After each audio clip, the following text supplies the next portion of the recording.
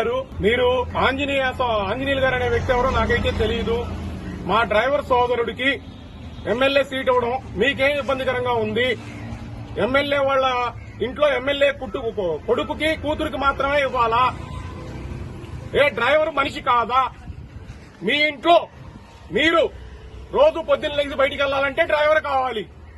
మీ మనవడు కాలేజీకి వెళ్లాలన్నా, స్కూల్కి వెళ్లాలన్నా డ్రైవర్ కావాలి.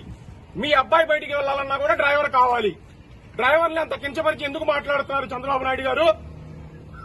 మాట్లాడితే 40 ఏళ్ల ఇండస్ట్రీ అంటారు.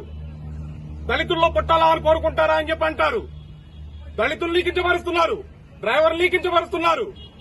రోడ్ ఏపీ మొత్తం మీద 20 లక్షల డ్రైవర్లు ఉన్నాం సార్. మేము గనక అడ్డం తిరిగితే మీకు డిపాజిట్లు కూడా తక్కువండి, డిపాజిట్లు కూడా గల్లంతైపోతాయి. చంద్రబాబు చూసుకో చెప్తున్నాను, డ్రైవర్ అనే వ్యక్తి కూడా మనిషే.